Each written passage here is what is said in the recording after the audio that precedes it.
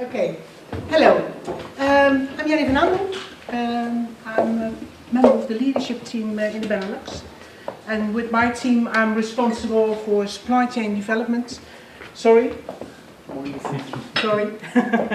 For supply chain development in the Benelux. What we are doing is, let's say, designing, implementing logistics changes, ideas in the Benelux together with our European partners. What I would like to do today is to give you some background about the innovations within Unilever regarding supply chain, something about sustainability. As you can see later on, it's a part of our business plan within Unilever. And the third part is about our connection with iCargo. Why do we have a link and why do we meet the program of iCargo? First of all, probably when you look in your cupboard or your kitchen, I'm sure you will find some products of Unilever. It's a very large scale of products within the world. It's globally, and we deliver in let's say 190, 200 countries all our products. Good thing with the come of Paul Polman, he set a new vision, and for me personally, but also for our business, I think it's good because he said we will double our business by 2020, and the same way is to halve our footprint. So that's something that he launched in 2009, 2010, and I think it's good for our business. We have now, let's say, more a DNA of sustainability in our mind. All the things we do, we think about how we can improve our footprint. But still, logistic challenges, being back on the ground, we still need to deliver on time, we still need to deliver in full. That's are the basic things I need to be right, and that's the first start of our logistics journey. But we have a journey, because if you look at our cases we deliver around the world, so the warehouses we need to handle, it's a lot. And just to summarize, let's fly today to the moon, what we are doing within Unilever, that's a lot of miles, and therefore we say we need to do something about it. But it's funny, I talked to my colleague of DHL, if we were a logistics provider, we are a marketing sales company, we were in the top 10. We have a lot of logistics activities within our business. What I will do, I will go back till 2007. From that moment, you see, it was more, let's say, generic, all in silos. Our suppliers had our own logistic network, and then it was a logistic provider, and then the warehouses, and that was all in a silo. So from that on, we say, we need to do something about it because it's not efficient enough. So we start with a own transport company, an operations center, which is located in Poland, Ultra Logistics. That was new for Unilever because all our logistics activities were outsourced until the moment. The only thing we said, we have so much volume to distribute around Europe in this case, and we need to do something about it. So that's why we opened the logistics center, and it is very successful. From that moment on, we had more logistics in scope, and we combined the first part of the chain, and that was the transport from the factory to our warehouse of our logistic provider, for example DHL. From that on, we say, okay, if it's a success there, then I think we can, let's say, larging up the chain, and we said, okay, we're going to build this operations center in Katowice, and we're going to bring them more activities like KPI monitoring, harmonizing metrics, and all the things you need to handle your supply chain. it's again, I think we are now about 200, 250 people working in Poland in that center, so it's very successful. If you look to our strategy framework, it's built on 3 pillars: carbon, customer service, and costs. And what we are doing with that, we're looking to our total network in Europe, our warehouses, transport, but also freight and ocean air freight and ocean freight is in scope. Collaboration is one of the things we have, let's say, we always promote that. We are a big company, and as you can see, we have a lot of volume to do the things ourselves. But what we believe in is that you always need someone in your network to work together with. So collaboration is important for us. Collaboration with our suppliers, with our customers, and with our colleagues in manufacturing. And of course, logistic procurement. 4 layers below, those are the layers, the enablers of our network: sustainability, people in our network, people within Unilever, but also our customers. That's the answer for later: technology, IT matters, and visibility and control. Scope of 2013, we're going a step further, is that we integrate also the secondary transport in the flow. And that's the next step from now. We're working on that, to have a total, let's say, control center of our transport network in Europe. So the last step we still need to take, but that's our customer.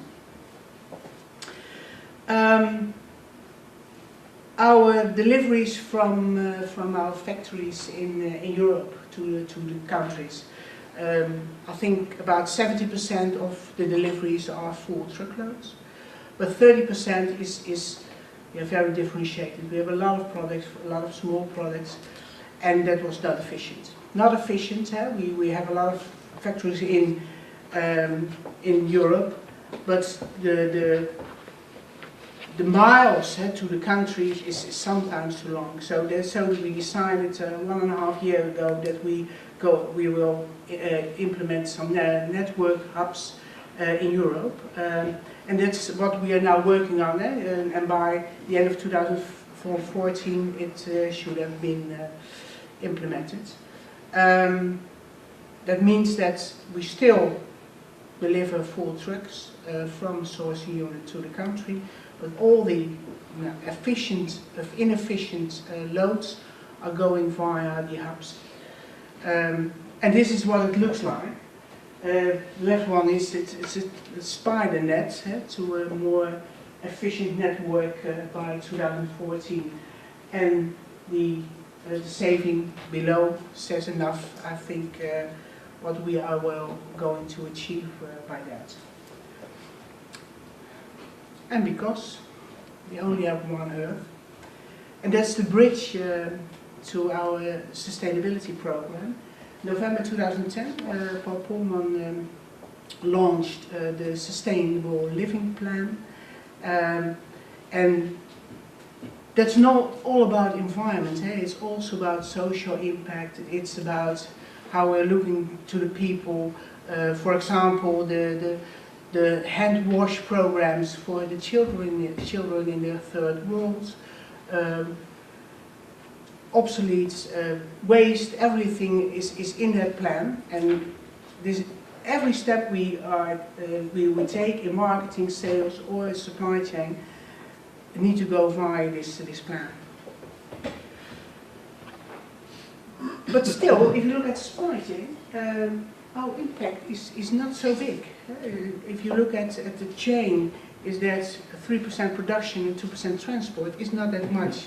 But the volume that we are producing and selling is more than enough to try to reduce that. But as you said here, and myself, the consumer, that's the biggest one. 80% of the waste is produced by the consumer, as you and I. So that's a lot. Something about progress in our sourcing units. We have, I don't need to tell you about, you can read it. And we have a lot of programs in our sourcing units to reduce the impact we have with our factories. Some specialties we have in CHP installation in our express factory in Rotterdam. And biodigester for the Ben & Jerry's, the ice cream factory. And that helps to do, let's say, achieve our goal by 2020. Of course, less waste. Do something about the packaging. I don't know if you see the wash creams in a smaller bottle, other paper, other plastic. So we do as much as we can to do on reducing waste. And of course, logistics. We already make some big steps in that, but our goal by end of 2014 is to bring less trucks on the roads. And one of the things beside the project I want to share with you today is that we are connected in the Benelux with a program called Lean and Green, and I will give you some insight in that. But let's end the Unilever story. Our next step after Europe is going global. We have now a supply chain which is global, situated in Switzerland. And we're going on with building network towers all over the world and harmonize all the processes we have, same measurement, same way of working where it's possible, and not say, okay, if you are in Asia or in Africa, of course you need another model or another business model for supply chain, but where we can, we will harmonize our processes. And if you look now where we are today and what we are achieving, will achieve tomorrow, is that we are going from European to global. We combine primary and secondary. We are going to increase our ocean freight, air freight model solutions. And last but not least, and I think it's very good also for the discussion for today, is design horizontal and vertical solutions in the supply chain. Short feedback about Lean and Green. That's a network program. We are working with partners, different partners in the network, to see where we can reduce our environmental impact. And it's supported by Connect. It's a network program, and they let's say brought it on the market. And this time we have 250 front runners, and there's a program behind it that you need to measure your CO2 emission, and then if you are on the target you get an award. It's more, let's say, a trigger to achieve a better way of working. So I will skip some of them. This is the awards. We got it last year, so, and we're now going up for a Star Award. And the good thing is that because we are now with some European or global multinationals in the frontrunners group, is that we try to make it bigger also across the border of the Benelux. Horizontal collaboration. There are some needle-moving trends, and Paul already said it.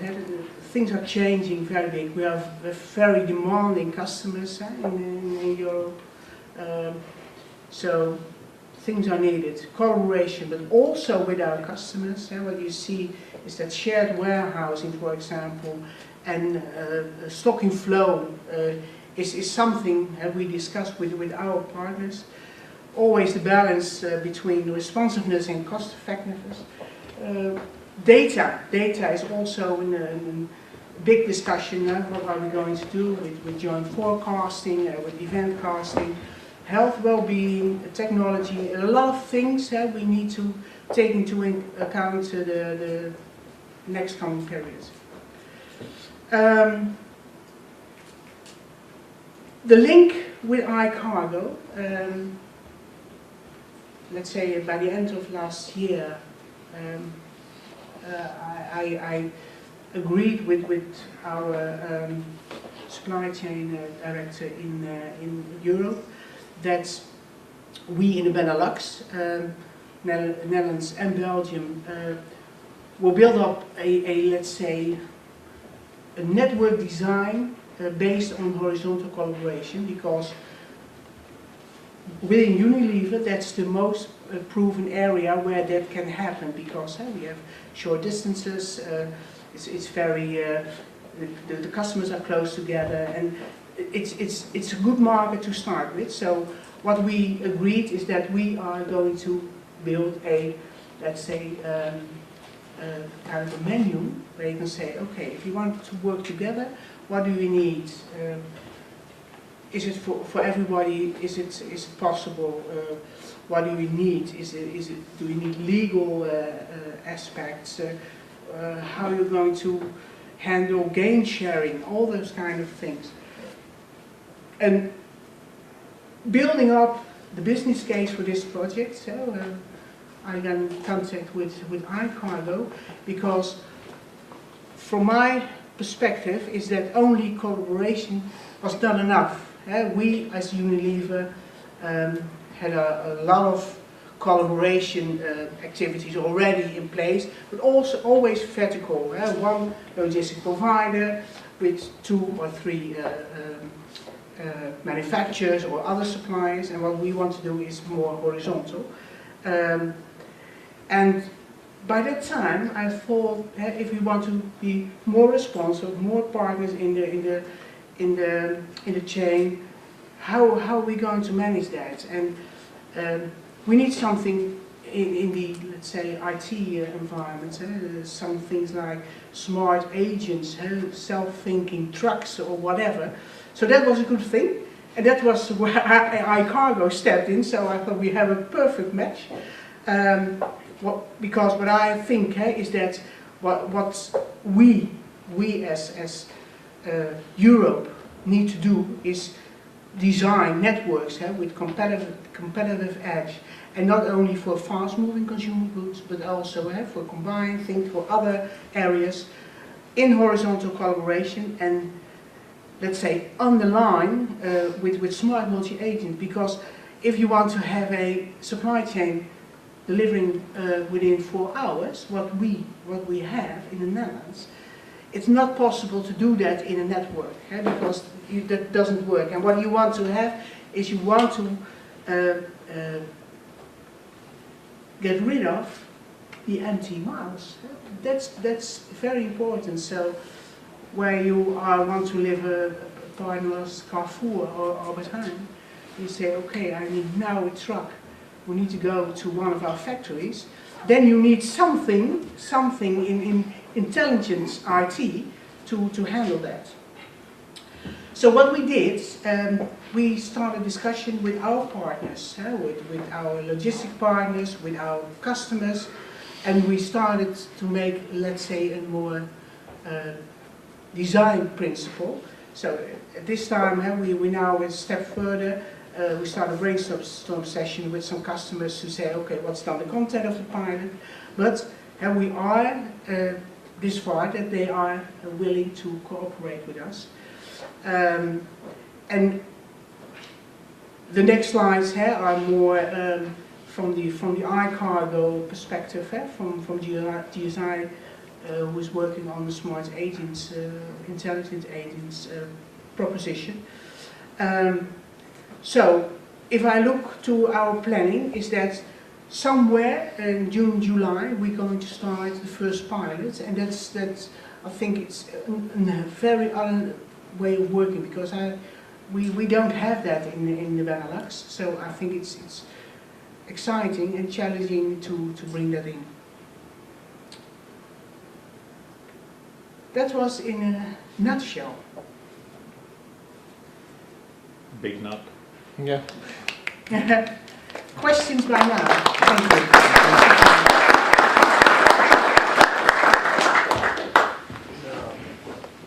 There was one slide that was very interesting. I think one slide was very interesting. It was the one with this spider web maps. The network. Yeah.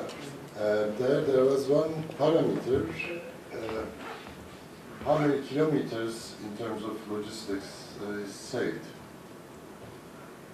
I'm almost there. This one.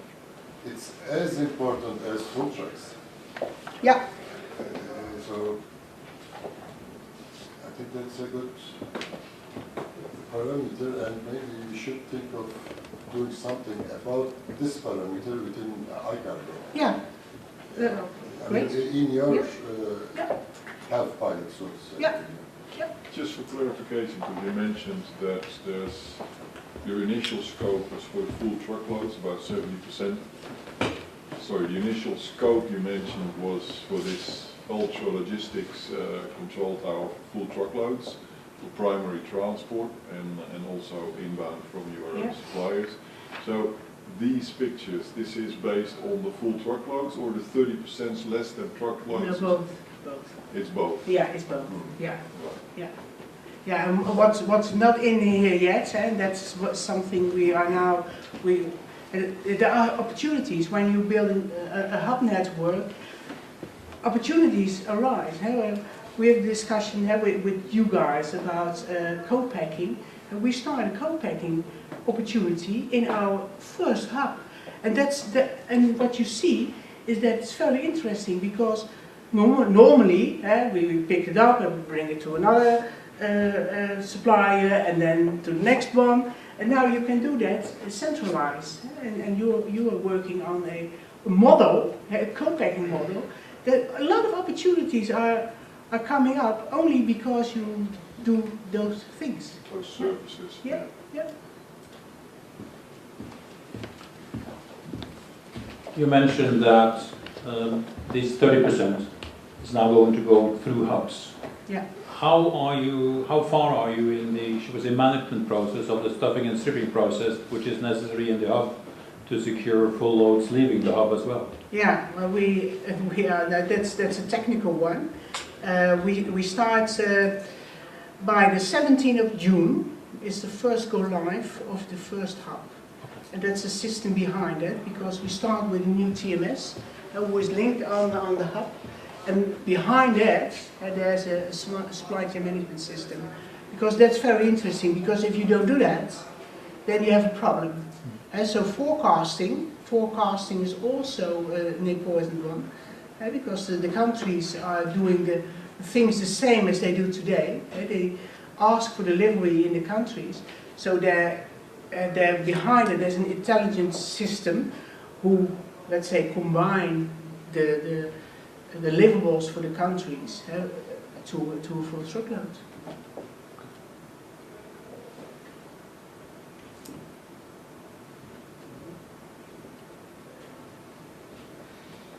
Okay. Okay. Thanks, Jannie. Very interesting, and I think we'll come back with questions during the round table. Okay.